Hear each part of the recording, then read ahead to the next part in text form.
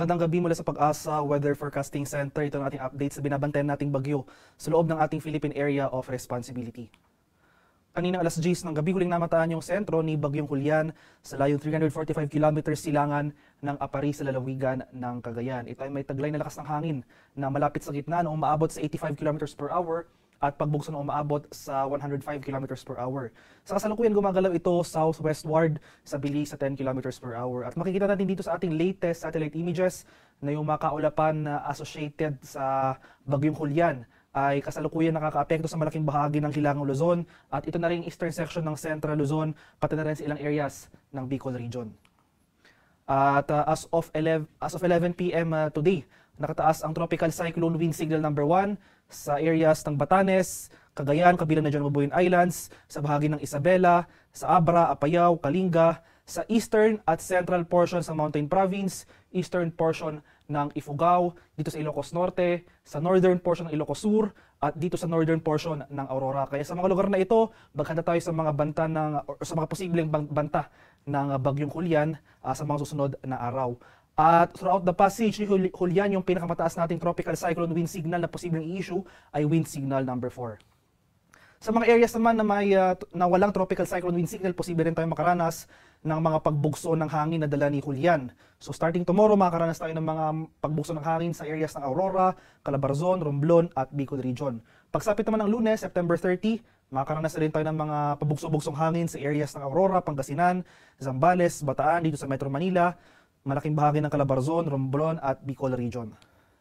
In terms naman sa rainfall o yung mga malalakas sa pag-ulan na dala ng bagyo, starting tonight hanggang tomorrow evening, makakaranas tayo ng heavy to intense rains. Ito yung mga rains na nagre-range from 100 to 200 millimeters, malalakas sa pag-ulan dito sa bahagi ng Mabuyan Islands. Samantala, moderate to heavy rains, katamtaman hanggang sa malalakas sa pag-ulan sa areas ng Batanes, Mainland Cagayan at Ilocos Norte. Mas marami pa yung mga lugar na makakaranas sa pag-ulan at lalakas pa yung mga pag-ulan dito sa area ng extreme northern Luzon. So starting tomorrow evening to Monday evening, asahan natin itong heavy to intense rains sa areas ng Batanes, Cagayan at Ilocos Norte. Samantala, moderate to heavy rains naman ang ating posibleng maranasan sa mga lalawigan ng Apayao, Abra, Ilocos Sur, La Union at Benguet.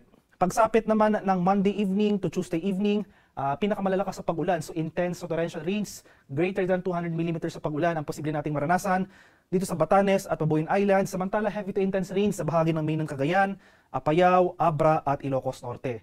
Katamtaman na kasamalakas sa pag-ulan ang ating posibleng maranasan sa malaking bahagi na ng Ilocos Region at Cordillera Administrative Region.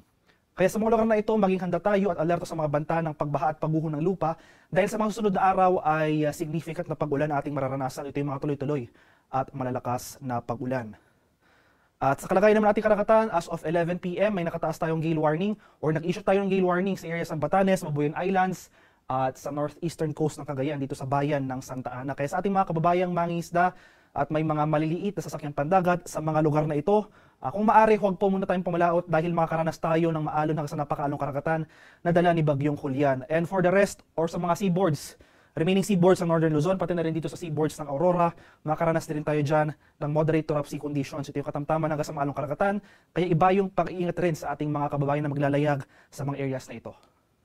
At ito ngayon ating latest track and intensity forecast para kay Bagyong Julian. So starting tonight hanggang Tuesday next week, magpapatuloy na yung generally west-northwestward o yung northwestward na paggalaw ni Julian patungo dito sa area ng Batanes at Mabuyan Islands.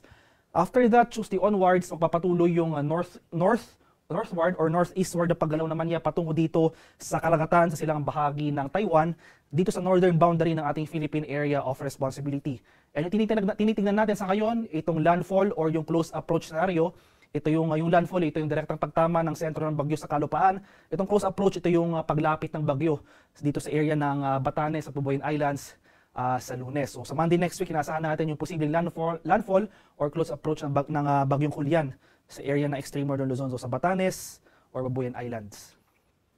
And tomorrow evening, bukas ng gabi, posible nitong makamit ang typhoon category dahil naasahan natin ang patuloy na rapid intensification or yung high chance of rapid intensification sa mga susunod na araw. At dahil yung location nito sa ngayon, medyo favorable para sa rapid intensification, hindi natin tinatanggal yung posibilidad na maging isang ganap itong super typhoon category within the forecast period. At magiging pinakamalapit itong si Julian, yung peak intensity niya. So yung pinakamalakas na intensity ni Julian ay habang nasa malapit na ito sa area ng Batanes at Mabuyan Islands. Kaya hindi lang dito sa extreme Northern Luzon or Batanes at Tubuyan Islands area, kundi malaking bahagi ng Northern Luzon, maghanda tayo sa mga hazard sa dala ng bagyong Julian.